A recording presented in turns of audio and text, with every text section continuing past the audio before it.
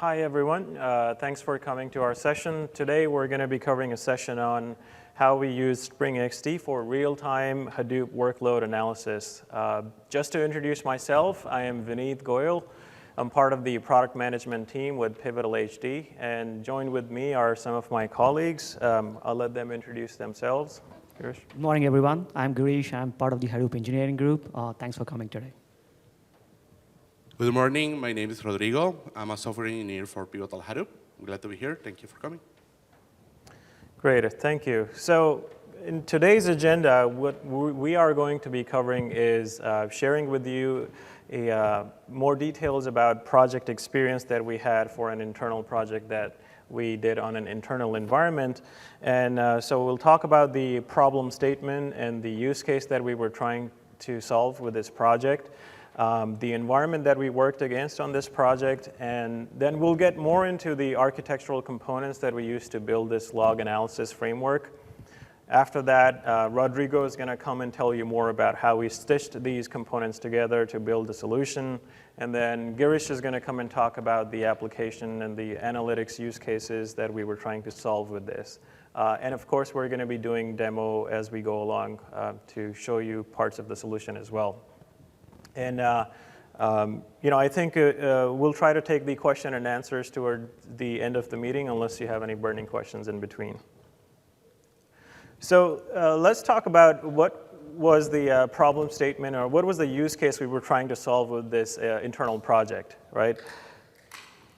So what we were really after was, how can we put something easily together and create a real-time Hadoop log analysis framework so that you can troubleshoot and you can understand the activity happening within your Hadoop ecosystem more at an application level or a job level, especially in a multi-tenant Hadoop environment.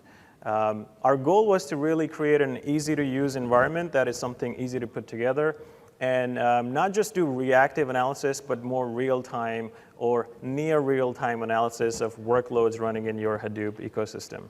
Right? So why were we doing that? Well, once you have a system like that, it allows a Hadoop administrator to troubleshoot the jobs running in Hadoop better and allow you to understand the cluster utilization and fine-tune it where needed. I'll talk more about this later, but we also wanted to build a SQL-based system as part of the solution, which allows you to do interactive queries and do trend analysis to figure out how your cluster has been behaving over time and what applications are doing what and how they've been behaving in a cluster. And just to be clear, like I said, this was an internal project, and we wanted to share our experience with you. More so on how we built a reference architecture that you can then apply to any sort of data, real-time data problem and build a framework. We were not trying to build a commercial product out of it or anything sophisticated of that sort. So anyone from Splunk here, by the way?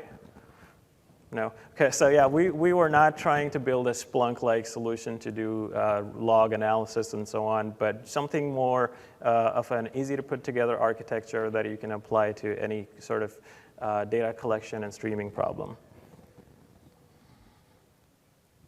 So where did we run this project? The environment that we used is called Analytics Workbench. This is managed by Pivotal in collaboration with some other companies. This is a large 1,000 node cluster, and it is the largest publicly available cluster for community data scientists and academics and educational organizations to use to solve big data problems. So like I said, it's not just Pivotal that is involved in managing this environment, but some of the other large enterprises like EMC, Intel, Mellanox, and Seagate, and some other companies, we came together and pooled resources and investment and managements to create this environment and make this happen. So we've been running this cluster over the last 1 to 2 years now. And the goal of the cluster is to provide a Hadoop-based large cluster system so that you can, like I said, run big data problems and data science use cases in there.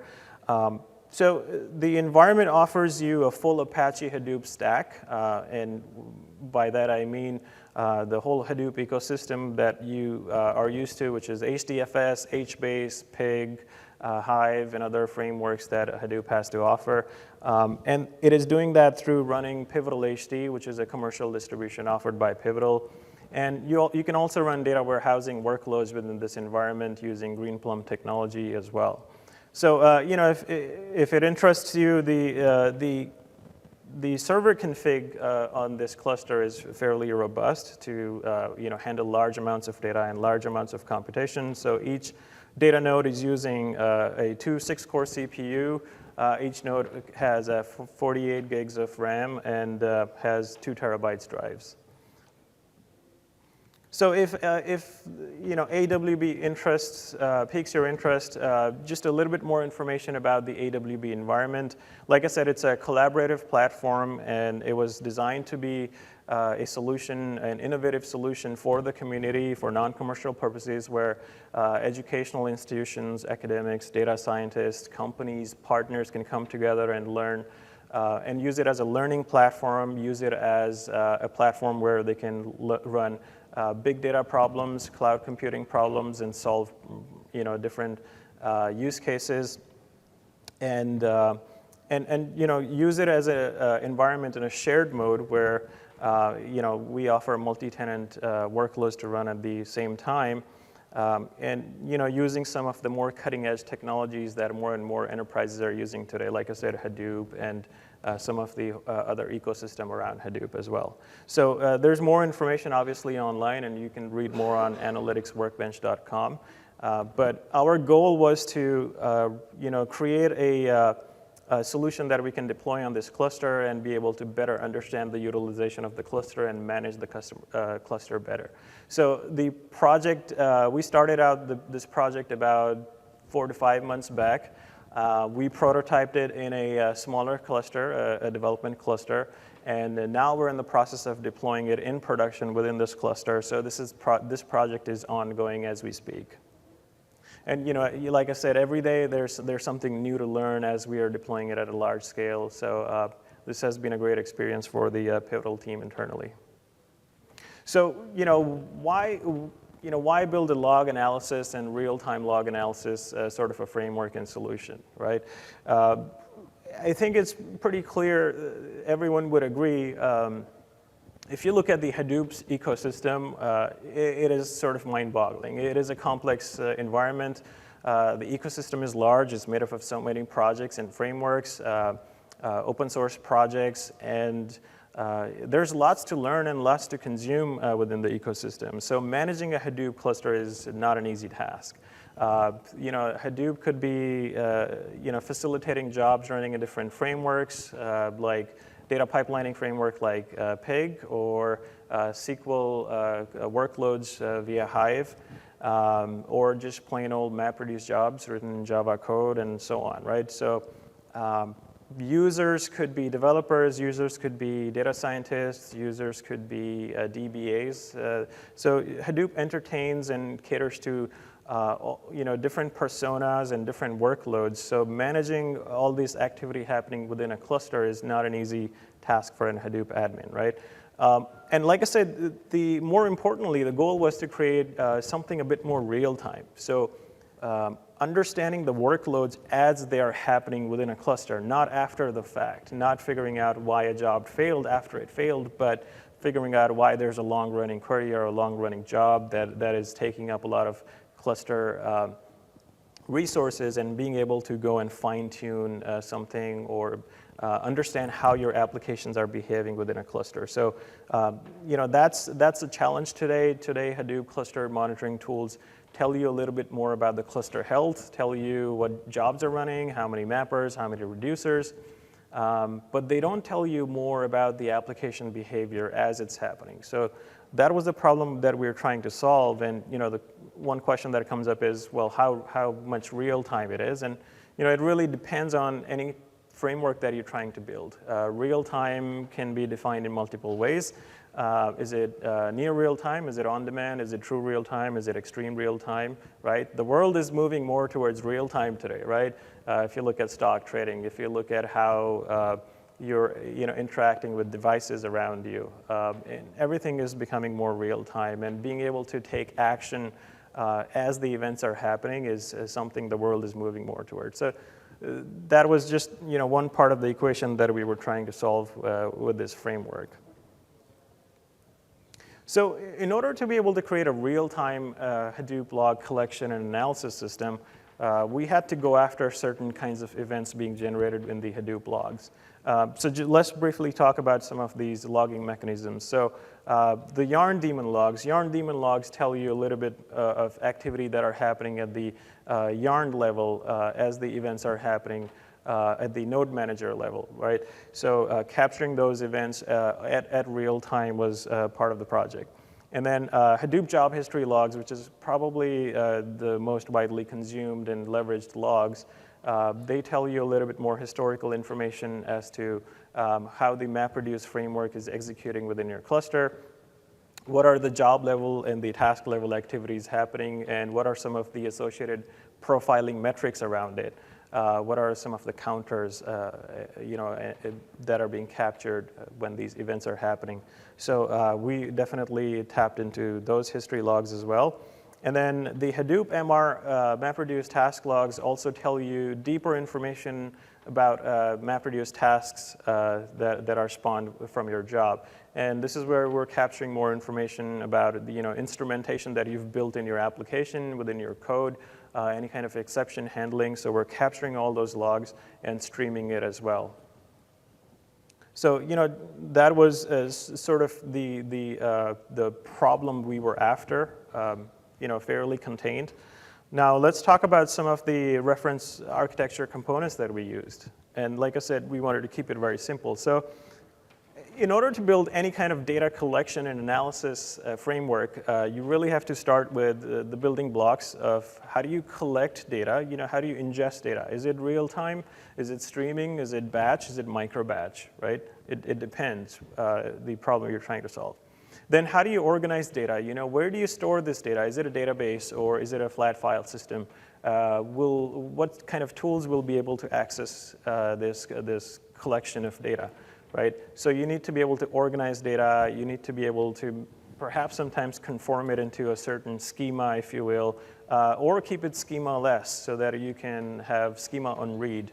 Or how do you index this data, right? So you can use different technologies in that arena as well. And then analysis. How do you do analysis on this data? You can use different ways of looking at slicing and dicing of data. You can build interactive queries on this data, or you can aggregate this data, or you can, another step forward in this use case would be how do you visualize this analysis? So there's levels that you can take your analysis to, right? So what did we end up using? Well, like I said, we wanted to keep it real time, so we used a streaming solution to collect the data as it was being generated. In our case, since this was a Hadoop cluster, we thought HDFS was a perfect collection mechanism to be able to collect all these logs in real time. And HDFS allows you to use different frameworks and different query engines to be able to analyze these logs, right? In our case, we use SQL, right? What are some of the alternate solutions? Well, you could use text search solutions, you could use Solr, Lucene, or you could use something else. In our case, we wanted to keep it simple. A lot of people know SQL. Business analysts can use it easily, and you can build applications that are running SQL statements behind the scenes and visualize it better. So in our case, we chose to use SQL. So within our comfort zone, within the technology stack that we had, what did we end up using for each of these categories? Well, Spring XD, and you've heard a lot about Spring XD at the conference. So we used Spring XD for its ingestion and streaming capabilities in this project. And that really allowed us to not spend too much time on coding a solution or building it from scratch, but it was fairly plug-and-play solution, and we'll talk more about that. Since this cluster was running Pivotal HD, we simply leveraged Pivotal HD as the data store for log collection as well. And with Pivotal HD, you also get the HAWQ, which is a SQL on Hadoop query engine capability. So in our case, we used a HAWQ query engine to be able to analyze these logs as they were being generated and stored. Okay.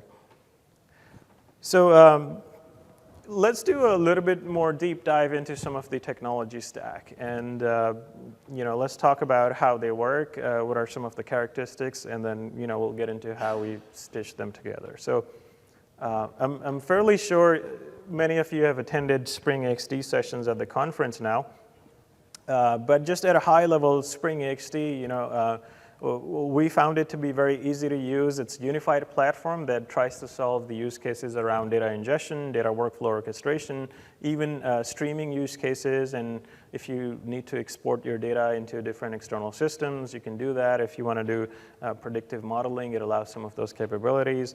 And really, I think the goal of Spring XD framework is to allow better developer productivity, where you can focus more time on building applications rather than writing hundreds of lines of code, right? So Spring XD allows you a DSL to be able to write some of your modules. And like I said, you can extend your out-of-the-box modules, and you can stitch things together, and you can use some of the Spring Framework projects to build your applications.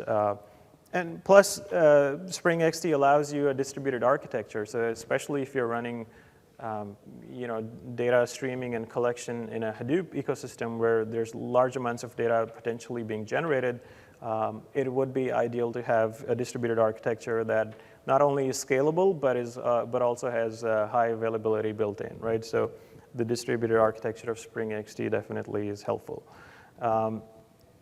And like I said, it's built using some of the proven foundation components in the Spring framework, using different Spring projects like Spring Batch, Spring AAI, and so on. Did anyone see the IoT, the Internet of Things connected car demo yesterday?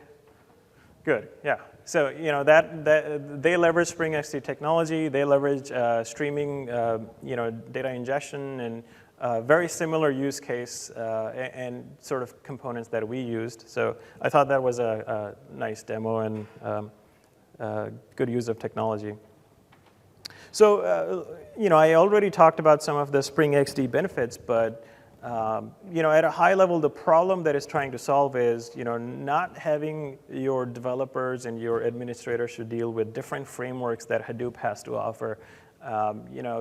With Spring XD, it's a little bit more unified under one umbrella, so you don't have to learn how to do streaming with another technology, how to do orchestration and batching with Uzi, how to handle data ingest and data export using something else, and then using something else to write code and do predictive modeling or write tabs and so on. So Spring XD sort of brings all those components under one umbrella and allows you to do work with data as it comes in or as it goes out, and work with analytics as events are happening as well.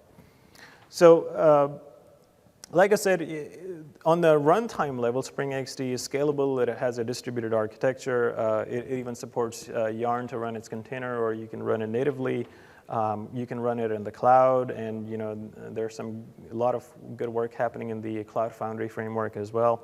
And the best of all, we found it very easy to use. Even I could use the DSL framework in Spring XD and put things together without having to write code, right? So that was something very interesting for us within our solution. At a high level, the Spring XD architecture, it looks something like this. So Spring XD provides a runtime, and then you have an XD shell where you can interact with it, or you can use a browser where you can either create your streams or deploy your streams and manage your streams, or even your batch jobs. Along with that, in terms of data ingestion, like I said, it has great streaming capabilities where your data could be coming from different data sources like TCP, files, Twitter, or any sort of runtime or real-time data sources. And you can then ingest that into your HDFS layer where you can do analysis. And then it allows you to create taps into different data stores and caches like Redis and GemFire for more real-time analytics and applications. Along with streams is also some batching capabilities and workflow orchestration that you can do within Hadoop as well as outside of the Hadoop framework. So to think about a framework that allows you to patch together jobs that have dependencies on your Hadoop ecosystem as well as platforms outside of Hadoop. So Spring XD sort of allows you to do it gives you a unified framework to be able to patch all those jobs together if you wanted to. So not only do we have ingestion and streaming capabilities, like I said, you can also work with data and export data into different external systems as well. And then there are predictive modeling capabilities where you can plug in your PMML or JPML to be able to do model scoring as data is coming in. So there's more investment happening in that arena. So you can add more real-time analytics while you're using Spring XD as well. So moving on to the data collection and sort of the Hadoop ecosystem that we used, just at a high level, like I said, we used Pivotal HD architecture, and this is a commercial distribution of Hadoop, providing you the typical Hadoop ecosystem framework components like Scoop, Uzi, Flume, the typical MapReduce, Yarn, and HDFS framework from Apache, and then some of the analytics and other data pipelining frameworks like Pig and Hive and Mahout. And then on top of that, we have some of our value-add components. For example, support for Spring XD, which is open source as well, and then for any sort of SQL-based workloads running in your Hadoop ecosystem, we provide a very robust SQL and Hadoop ecosystem or a query engine called HAWQ, which allows you to do real-time interactive queries on Hadoop without ever having to run a MapReduce job, which has its own latency as well. So HAWQ uses dynamic pipelining to be able to query data as if you were running a warehouse on top of HDFS. So some very robust capabilities there. Years and years of technology and research from Greenplum inheritance went into HAWQ running on Hadoop. And then for more real-time workloads and for more, I would say transactional workload and OLTP workloads, we have an in-memory data grid offered on top of our Hadoop framework called GemFire XD, which is great for some high volume, high data ingest use cases and query processing, supporting full NC SQL within that framework, and leveraging Hadoop as a distributed framework for storing and processing data as well. So that's the ecosystem we leveraged, and I'll talk more about some of these components further.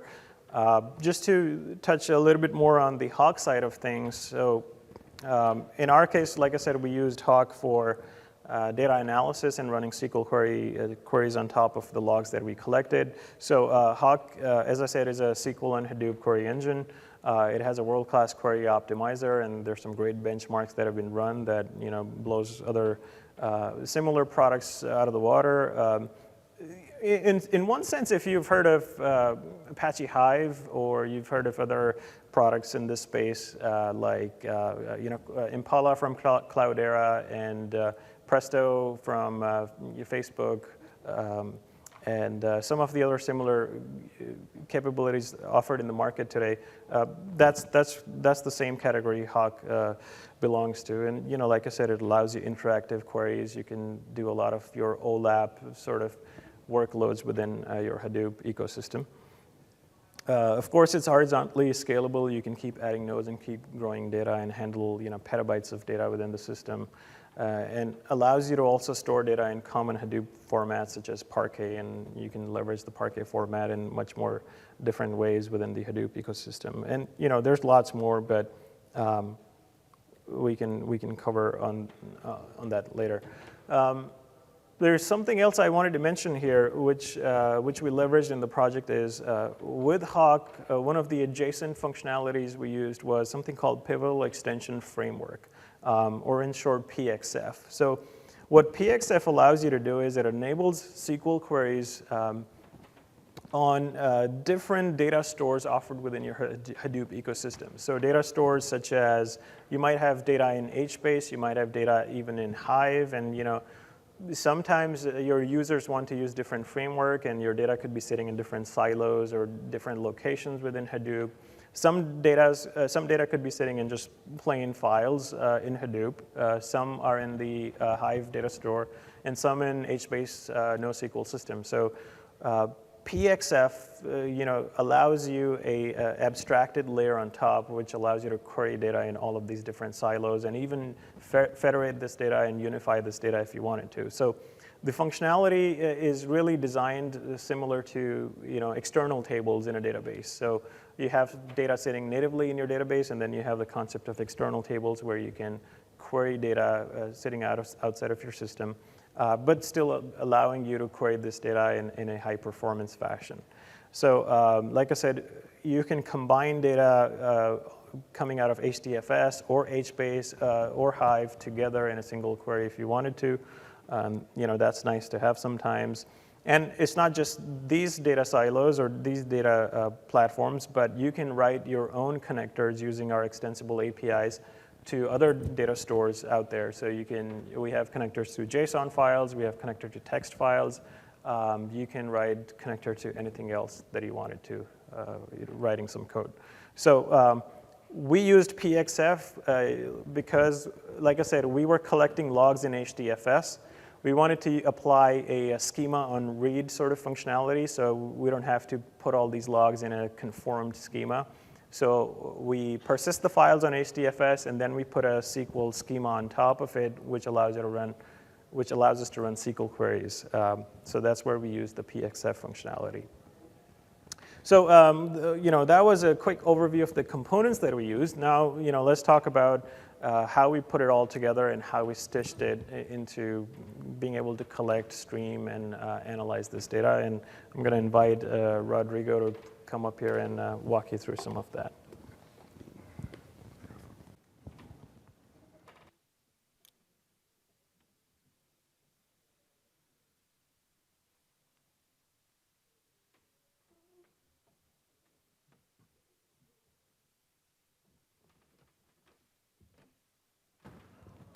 Okay. So now we're going to go in deeper detail about how we, in this particular case, how we solve this issue, this problem.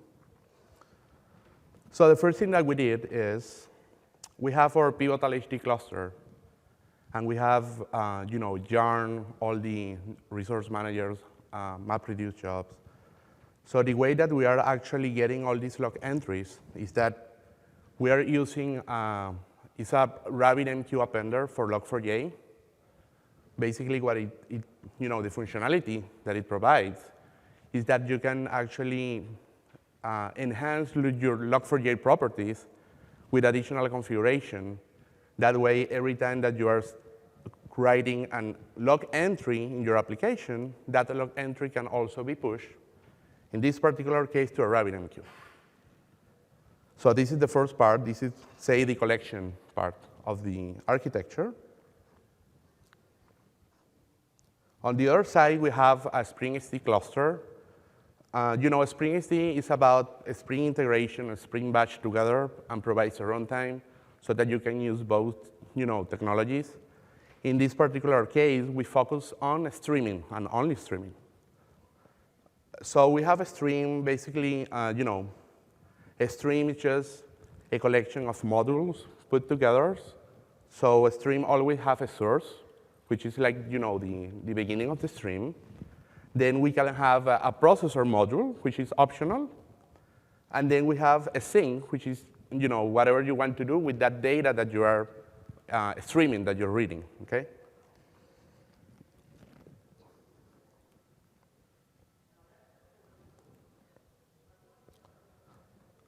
The sink is, in this case, the sink is the component or the module that will actually store the log entries on HDFS.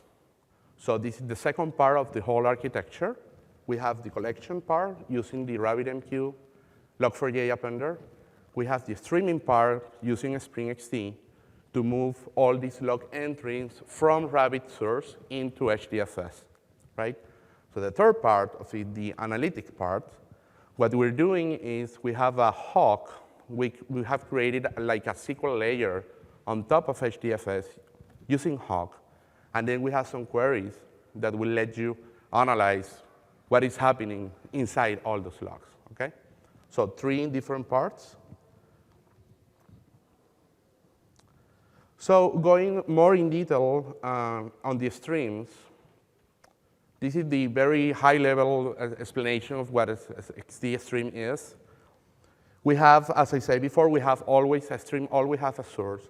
It could or could not have a processing step in the middle, or several of them, actually. And it always has a sink. So here you can see we have Spring XD currently ships with a lot of modules. We have modules of type source, such as HTTP, tail, fail, file. And we have RabbitMQ, which is the one that we're using for this project. On the processing side, we have a lot of custom, processing modules already available to you in the XD distribution. We are using something called scripts, and in this case, we are using Groovy. We are using Groovy to do some formatting on the entries. I'll show you later in detail. And then we have the output sync. In this case, XD currently supports files. JDBC, say you want to, whatever that you are processing, you want to save that to a relational database, you can use HDBC. You can use GemFire if you want to save on GemFire or any data source. You can create your own if you want to. It's quite simple. If you're using Spring Data, it's just creating an XML file and maybe some Java classes, and you can create your own module. In this case, we're using HDFS, which currently ships with XD.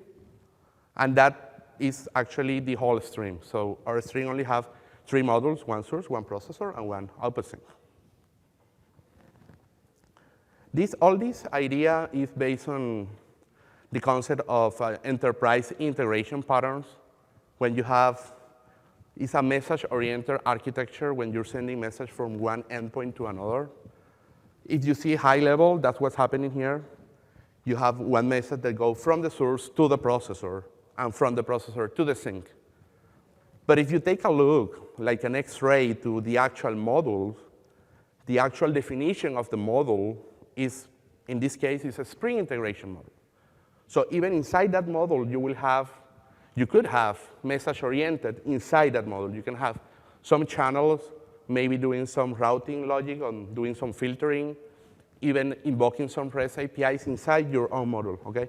So if you look inside every module, you will find Spring integration on that. You will find message-oriented architecture inside that module, okay? Spring XD, as you probably know, is a runtime. So it was just the natural step for Spring to go to provide not only these great frameworks and libraries, but also a way to use a runtime. When you can have distributed environments, you can have several admin nodes, you can have containers. Everything is, that is what Spring XD is all about.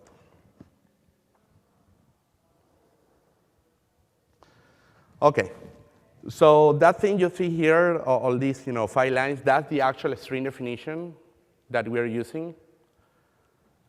On the Spring XD side, you can interact with Spring XD using an XD shell, which is a command line that you can create your streams. Or you can use a simple UI that it provides. You can create your own streams. You can deploy the streams. And you can, so in this case, this is the stream definition that we're using.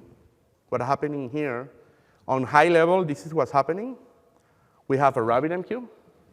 We have a processor, in this case, a Groovy script. And then we have the HDFS sync. Now, going in detail about the string definition, this is the way Spring XD creates streams using a DSL. Some of you may be aware of this, but I'm just going to go over it just for a minute. So rabbit is the name of the source. This pipe is like the connection. So I'm connecting this rabbit source with another. In this case, it's a processor. Okay? The processor is called a script. And then we have another pipe here, and we're connecting that to my sink, in this case, the HDFS. So high level is rabbit, processor, HDFS, and that's it. Okay? The extra stuff you're seeing here is just parameters that you need to define. Spring XD is based on the concept of convention over configuration. In some cases, that's not enough. In this case, we need to provide the RabbitMQ broker server. In this case, this RabbitMQ broker is the MQ that is holding the message for me. Remember the previous slide, the log4j appenders on all my yarn, daemon logs, and the MapReduce jobs are pushing all those entries to my RabbitMQ. So this is my RabbitMQ broker that has all those message forms. It's like a buffering queue, if you will. Then I have my script in here, and just saying, OK, so this is my script. This is my Groovy file. Please execute it. And then I have the HDFS sink. And I have a lot of parameters. I'm not going to go over on all of them. Say rollover 10 megas. That means when my file is 10 megas, just create another one, like a rolling over. OK? And this here directory, this is the base directory on HDFS, where my logs are going to be stored. Just to provide context, when I say message or payload in my stream, I'm talking about a log entry, an actual log entry.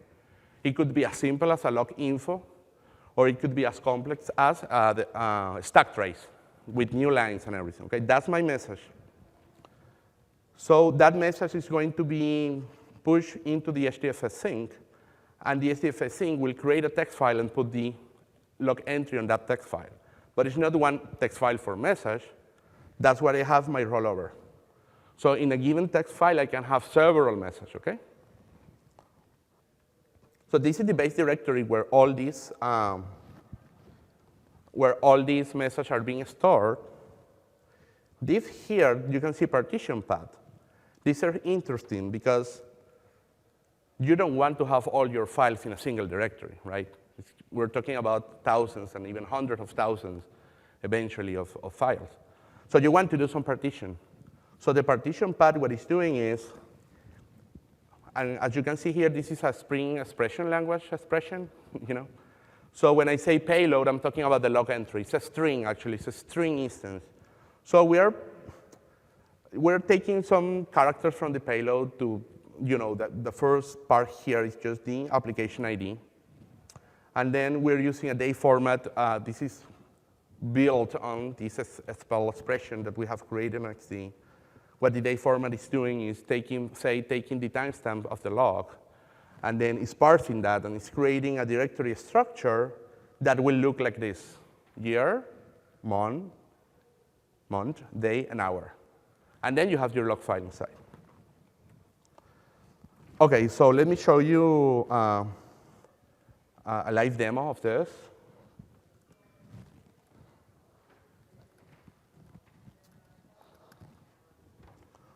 So this is my RabbitMQ.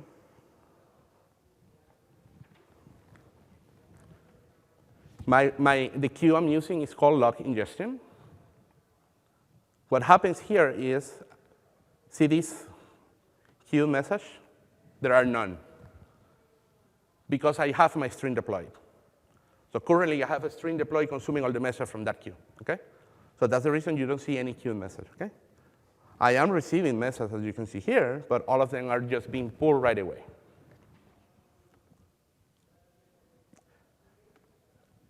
This is my XD UI.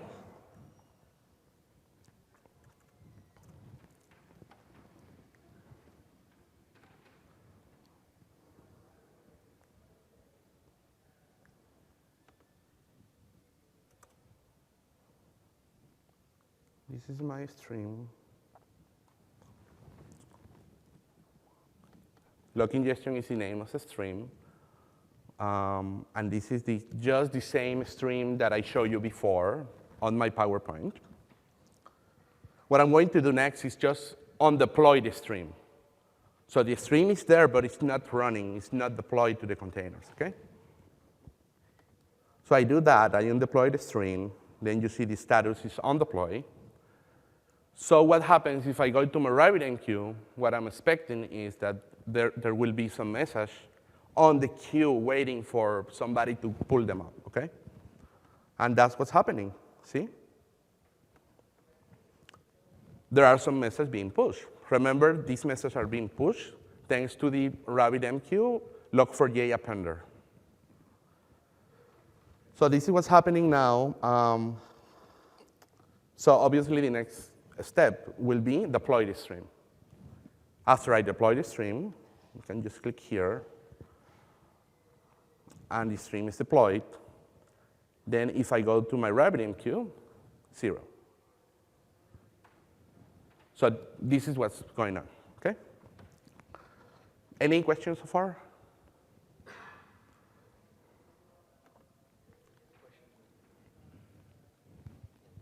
Yes?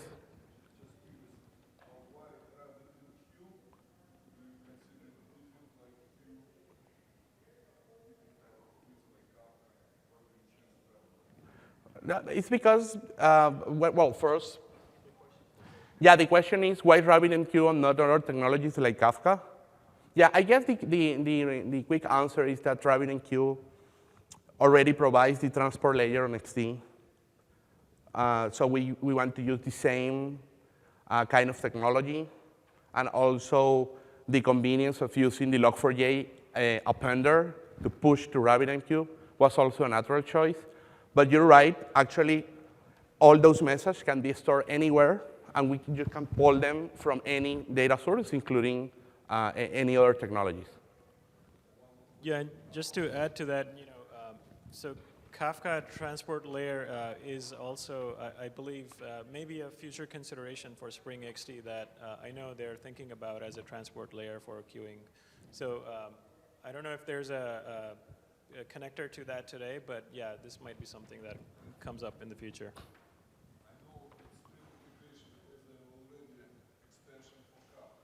Yeah.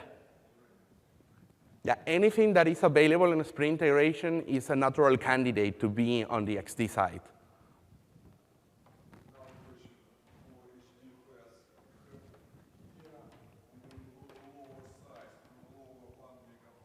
Yeah.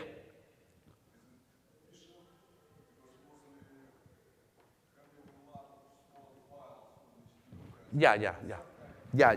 That's something that we can change. I can answer that question. So what you saw earlier was running on the bigger cluster, and this is a demo cluster, and we just kept the file size, and if you notice, the idle timeout small, so that we could use it for our demos. So it's not ideal, you're right, it will result in a lot of small files. And to add to it, we are also considering a feature where we don't want to actually close the file as we write it, but just open the file in an append mode and keep writing to the same file, but you can still read it because it's written in append mode and the blocks are closed. So we don't want too many small files, that's right. Yeah, just so you know, the question was, why just 1 mega? It's so small. We will have a lot of smaller sizes, file sizes, so yeah. OK.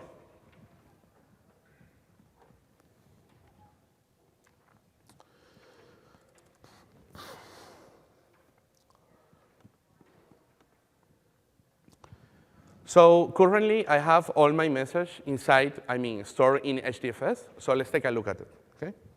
So this is one of the nodes on that cluster. So what I'm doing is just a simple ls command on Hadoop.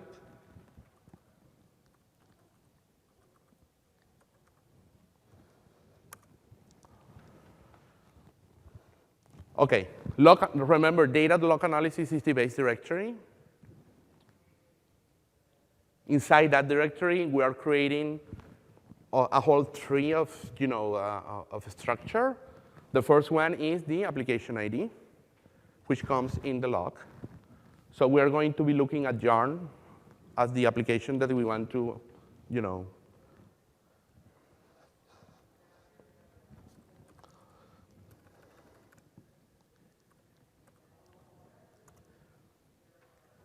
if you remember, after the application ID, we have the date format. So now we have all the directory based on the timestamp. So we have 2014, September, so we will have 9. Today is the 11th. So all these directories are created by the HDFS sync. And we have one directory per hour. So this is Pacific time, so that's the reason it says 9, because it's 9 in California. All of these are actually the files. Each file contains the log entries, okay? Just to show you really quick.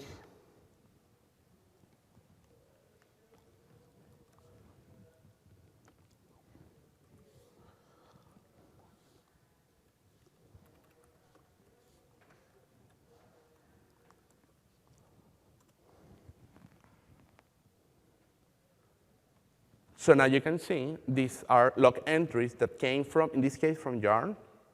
And this is this is the content of the actual file. We're using Control-A, like a tokenization. We don't want to use comma because we're talking about text. And that's it. So now I'm going to pass to Girish to display the.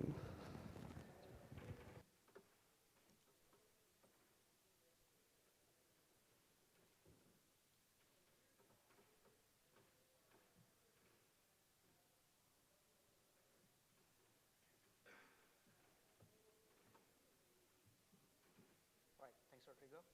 Can you hear me fine? It's okay. Okay. Right.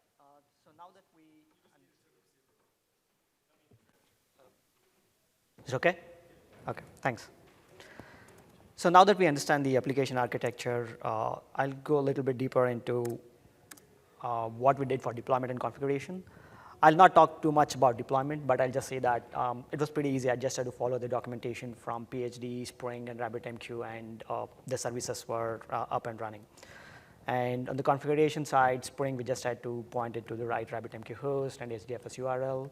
And on the RabbitMQ, we just enabled the management plugin so that we could see the graphs you saw on the UI up there. On the Hadoop side, for log analysis in specific, we had to do a few things. One was the log4j appender, which Rodrigo mentioned earlier. So we got this default config from log4j AMQP appender, and we modified it so that we pointed to the right RabbitMQ broker. And some other relevant information here is the exchange details. We'll not talk too much about RabbitMQ. There was a session earlier where they went deep into what exchange is and what queues are. But the idea is the routing key we specify here and the exchange we specify here will map the messages that are going in from the publishers onto a queue on the RabbitMQ. And what's interesting is the conversion pattern here. So the conversion pattern is important because this is what defines the schema of the files that gets on HDFS. If you notice, we have the timestamp here. This was the application ID you saw earlier in the directory, and the host which is generating the message, and the actual message and the class that is generating the message. So this is all Control-A separated, which you also saw on the files earlier. So once we have these log4j properties appended to the Hadoop log4j properties, the yarn daemon logs can start streaming the messages onto RabbitMQ once you restart those processes. The next thing we had to do was update the mapred-site.xml. We had to do this because for the MapReduce jobs that run, they are separate processes that get launched on the yarn containers, and they have a separate command line. So Hadoop lets you specify these command line options which get appended to the process that gets launched, and we need to plug in our appended properties onto that process. So these are the settings that lets us stream logs as they happen as part of the mappers, reducers, and the application master that gets launched. So these settings will now enable streaming logs for a user-specific application. And as you notice, there were two directories, yarn and job events. One of them mapped to the yarn daemon logs, the other mapped to the job events, which is the job specific logs. And there are two tables that map to those two directories. Using PXF, which Vineet mentioned earlier, we create external tables with the schema on the files you saw earlier. And once we have all of this data on HDFS, you could run any sort of queries as soon as you can just look at the data, analyze what you want out of it. And we have listed some use cases which we thought were useful, but it could be anything. Some of these we will go over in the demo today, but to give you a picture, it could be queries like, given a time period, how many jobs succeeded and failed? Or if a job failed, I could run a query to figure out what was the cause of that job failure. You could even see measures for overall how many bytes did a particular job or task consume, what was the memory consumed, and details like that. So with that, we can go into the demo. And just a note that the demo we are doing is not on the big cluster, which Vineet talked about earlier. It's a small demo cluster. And we have 3 data nodes or node managers running, one container on Spring and one RabbitMQ broker. So it's a very small cluster.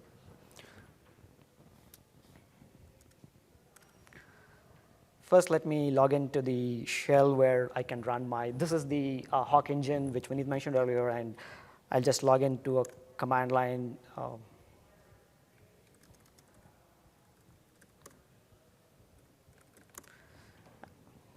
And I'll just show you there are 2 tables, which is for yarn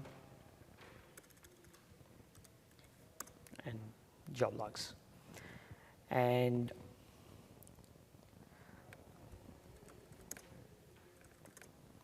let's open the query file.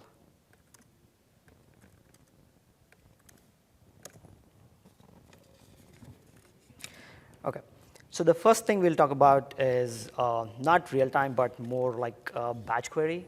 So the idea is you have yarn node managers running over several days, and there could be some errors happening on the node managers. And this is nothing related to any application, but at the daemon level.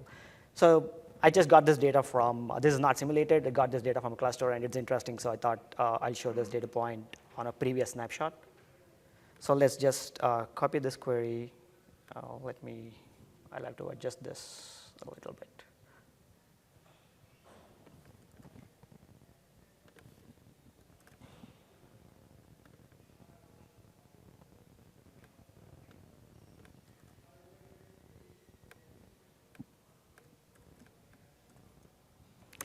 So if you notice what this query is doing is it's looking at a particular partition, which is this particular year, month, day, and hour.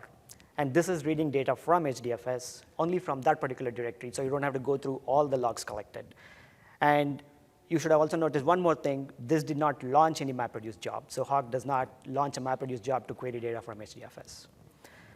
So this data looks interesting. There are some errors on some node managers, and we see that this node in particular has too many errors. So admins can go look at that, and they could run a query for that particular host and see what the error is.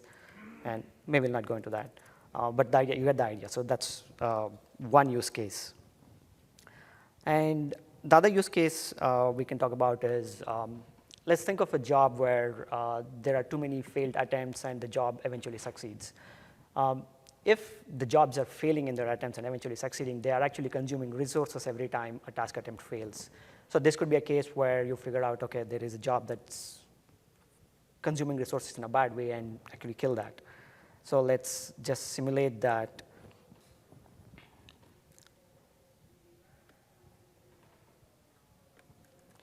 Let me just run a job here. Just a note, all the jobs I'm simulating here are a modified version of, it's a sleep job which comes out of the box with Hadoop. I just modified it for my use case.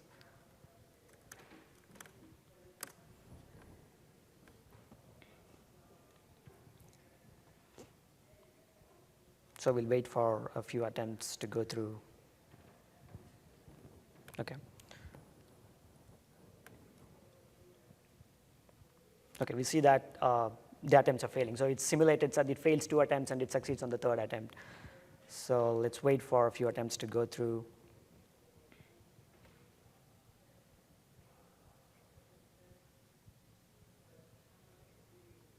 Let's get the query ready meanwhile. Okay. And plug in the partition information, which is for the current day.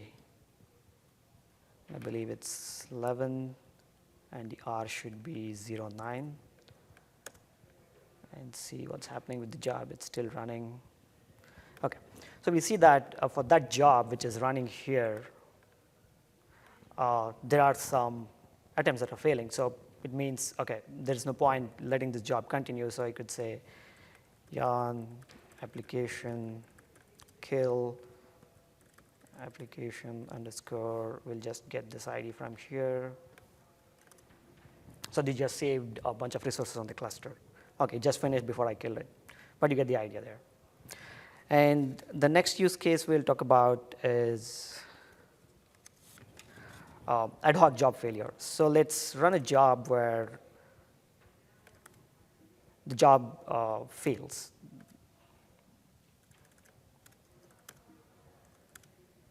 OK, so let's let this job continue while we get the query from here. I'll plug in the partition information before I copy. So it's the R9, D11.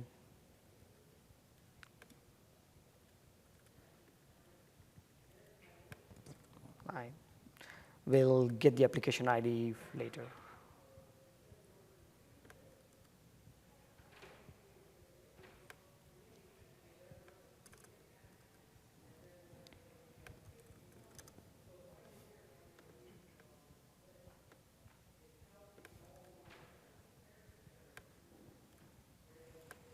OK.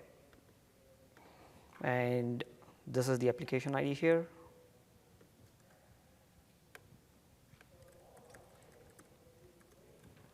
Before I run this query, so if you have to debug why this job failed, you could actually do Hadoop fs -ls, go into the directory where Hadoop would have aggregated all these logs for you for the given user, and plug in the application ID and say, OK, you have all the logs generated in here. So you could do something like text, and you get a bunch of messages which you have to sift through to see what happened. Or you could be a little smart and say, OK, let me just grep for only error messages. Even then, you get a bunch of messages. Instead, I could go here, run this query. And if you notice, I'm using a couple of functions in here. These are nothing but Python code compiled into UDFs on the HAWQ query engine. And what this query did was it queried the failed attempt for the job that just failed and get the logs from that particular attempt. And I just put in some message here that says intentionally failing the job. And it happened on host SGCW15. And this was the attempt that failed and eventually caused the job to fail. And then we can look at one more use case where this is something where we'll simulate sort of a long-running job. And we'll look at application-specific counters. So if you have written MapReduce jobs here, which process huge amounts of data, we all know that counters are a lifesaver. So if you put in any application-specific counters, even though the job finishes fine and the data could be bad, or there could be a bug in the code where the counters are off. So that tells you something about the data being bad. The job is not doing what it's supposed to do. So that's definitely helpful. So we'll see a use case where we will simulate that long-running job. Again, this is the same sleep job, modified to run longer, and I put in 2 counters. One is parse success and parse failure. Just imagine this as a job that is parsing a lot of data, and it puts 1 counter for every record it parses successfully, and 1 counter for every record it fails to parse. And let it finish a few attempts, and it will push the counters onto HDFS. Meanwhile, we will get the query here.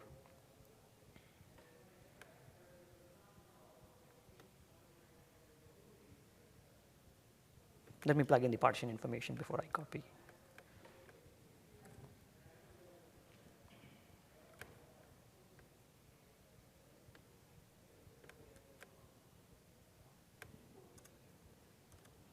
Okay, and let's get the application ID from here. We see it finished some.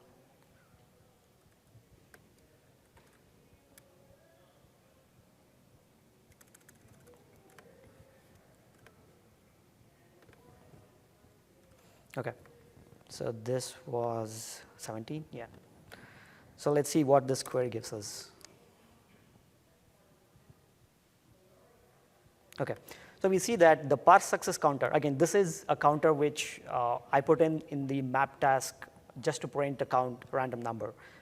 We see that the success counter is way too low compared to the failed counter, which means this job, which is just finished, 2% of it will run much longer and consume a lot of resources when we definitely know that the data is bad or the code is wrong.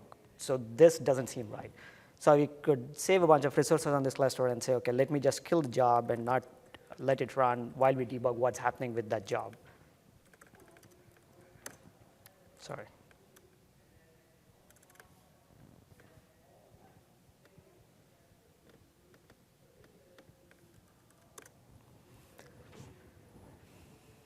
So one last use case. What we'll do here is we'll just get a summary of what jobs ran over the past 1 hour and see how many succeeded, how many failed. I'll have to, for the new line, I'll have to copy paste this multiple times.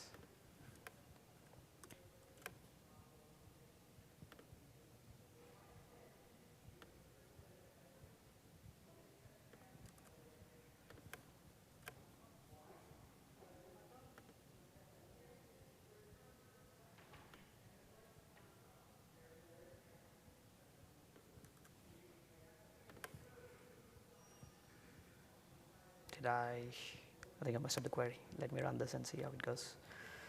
And I'll also plug in the partition information.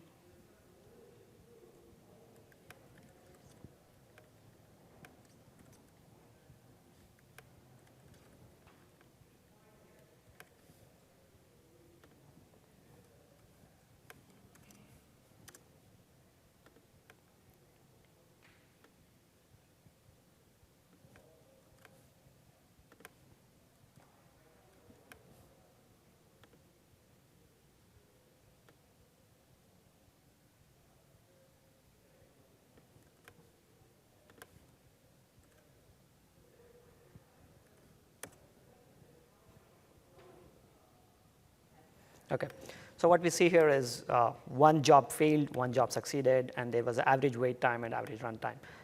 What can we deduce from this? So if it so happens that the wait time is too long compared to the average run time, the cluster could be overutilized because there are jobs that are waiting too long before they finish.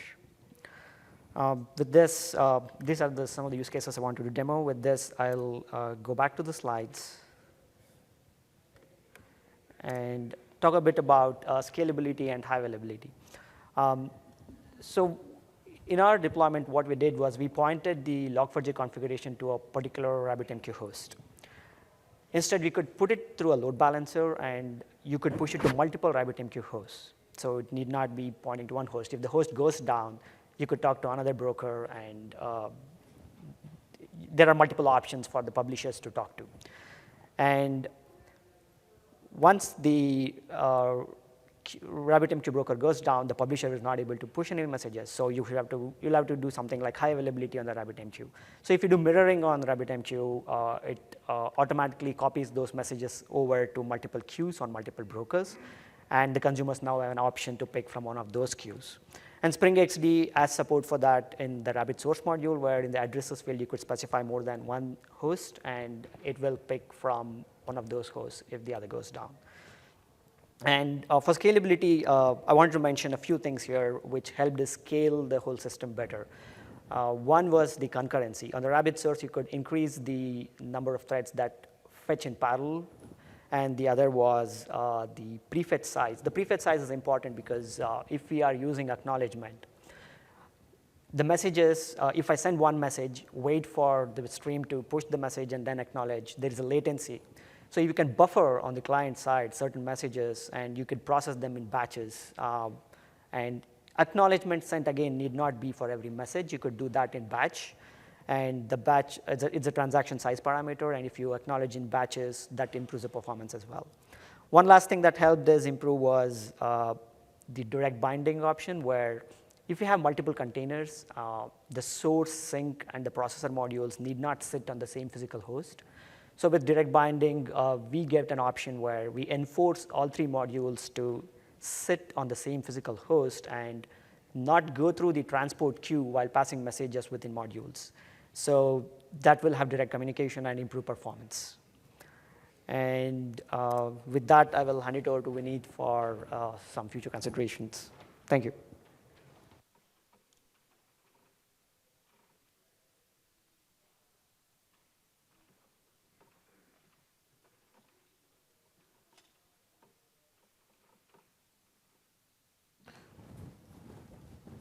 Good. Thanks, Rodrigo and Girish. So, like I said, we started with the building a reference architecture for this problem, and we built a skeleton, for the problem and the use case that we were trying to solve. But of course, there are other future enhancements that we can do, and you can do a lot more with this if we want to. So some of the things that are possible, and we're going to consider if we can invest further into this or not, and how much resources we can put into this. But some of the possibilities that we have thought about are, what if we leverage the GemFire XD in-memory data grid as the sink or as the data collection mechanism where we can store this data, right, and then analyze it. So what that offers you as an in-memory data grid standpoint is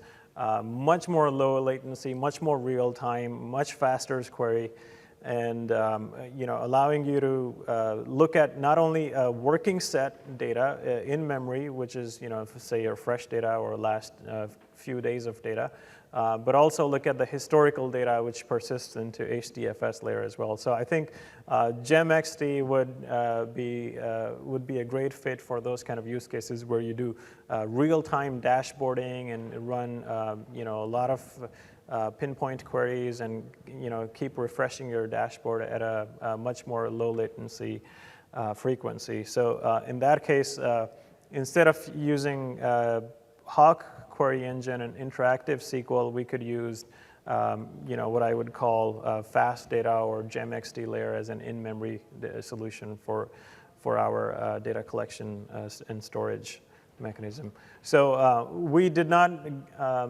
build any visual UIs or dashboarding on top of this, but we can certainly invest more into this and say that we can tie it into the existing monitoring UI that we have and allow some more drill downs, allow some more counters and mechanisms so you can see what's happening rather than actually having the admins type in these queries. So another way is we could provide out-of-the-box canned queries that admins should be able to run easily and just maybe plug in their application IDs and certain parameters much more easily rather than having to do this manually. So those are some of the possibilities that can be done. And of course, since we're looking at logs and the messages, it would be nice to have some sort of text search and indexing, allowing you to search for a specific string within your logs and messages.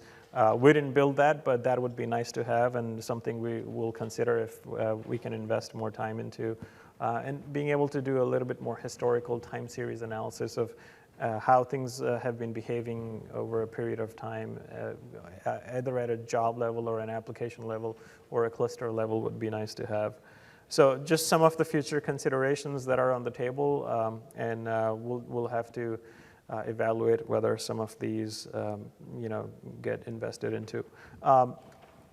Finally, I just kind of want to leave you with one big data lake architecture, since you're attending the big data session and track, is if you think about any data problem or data platform, What's nice about this new technology, the whole Hadoop ecosystem and what it has to offer is it's a flexible architecture and schema on read, and kind of breaks those silos of data and having to live within a conformed schema world, where you can now bring data of any structure, bring data of any speed, and all sort of characteristics into this data lake architecture, and use this Hadoop ecosystem to build any kind of data analysis platform, if you will. So in our case, like I said, we use the Spring XD as the data ingestion layer, which allows you to get data real time as well as batch or micro batch characteristics. And data could be of any structure, structured, multi-structured, or semi-structured, and this structured data formats.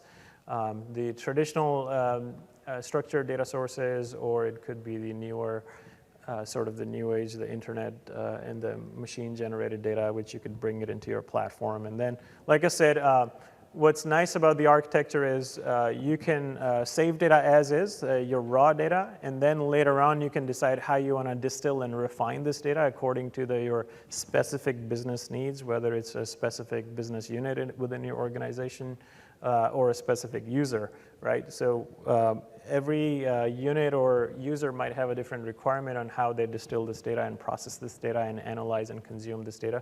So the architecture is flexible in that regards, giving you a SQL layer on top of it, real-time interactive queries, or fast data and much more real-time applications that can be built on top of that.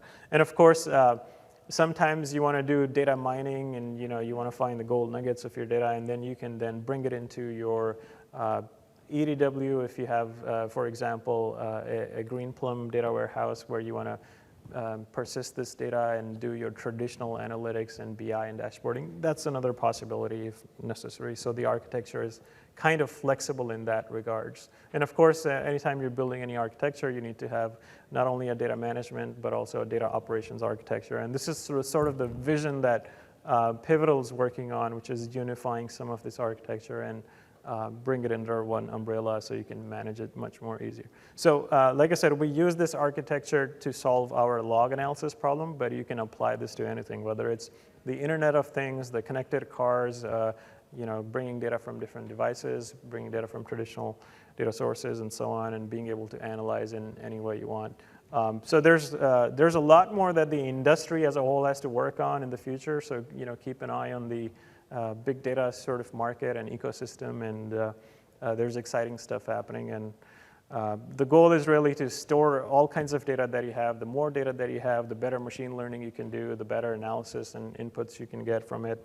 Analyze sort of anything and everything, and then build applications that can consume this analysis better and feed the data back into the whole cycle.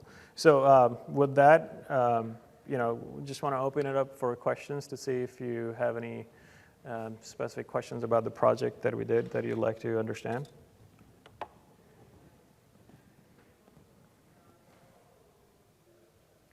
Sure.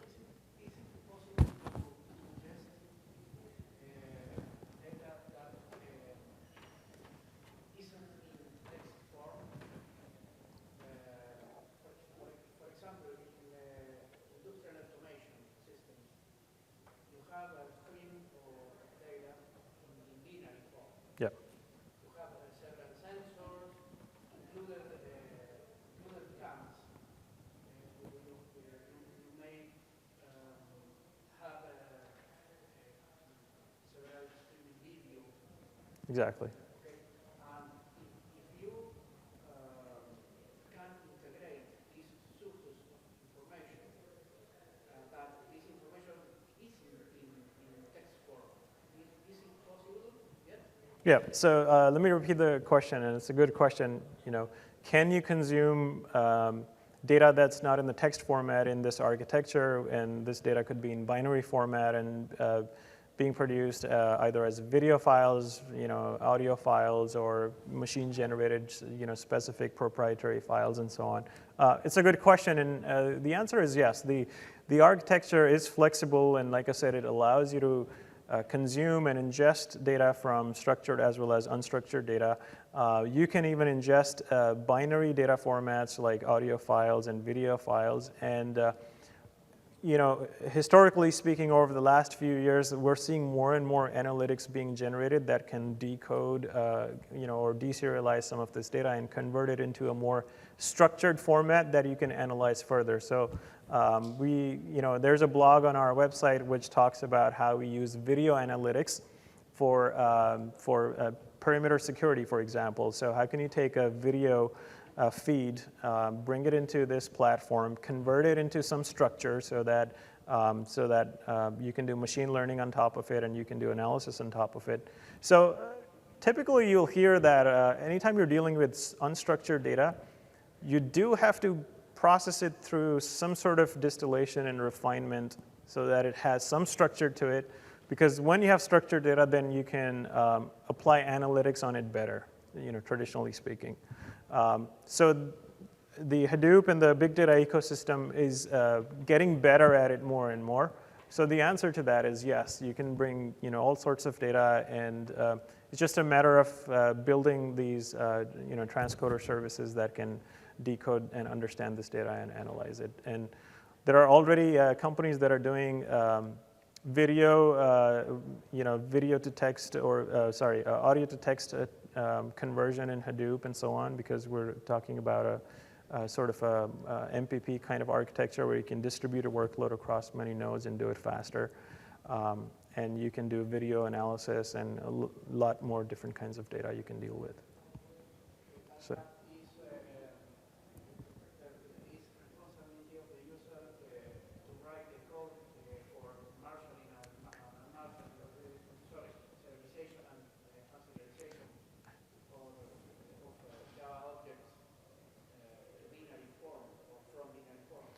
Yeah, so the question is, who ends up writing the code in order to be able to do these conversions? And the answer is yes, sometimes you have to write your own code.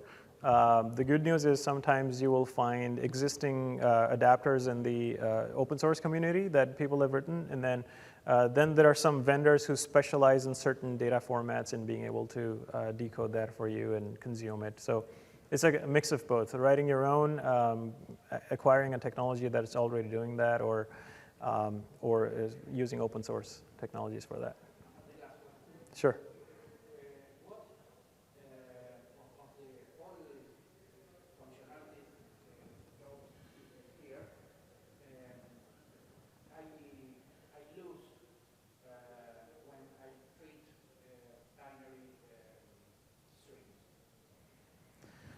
So the question is, what do you lose when you work with binary data, and in the conversion, you mean, right? What do you lose? What semantics do you lose from your data? Is that the question? Yes, it shows some lot of functionality, for example, queries, etc. But I think that all these examples are directed to text sources when the sources are not aren't text. What functionality I lose?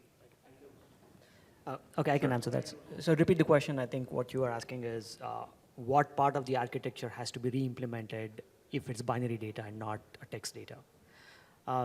So the streaming part, I believe, does not change much. But on the publisher side, for example, we used an appender. I don't think it will work in the binary case. So you will have to write some sort of a RabbitMQ client that can push, I believe you can write bytes onto a queue.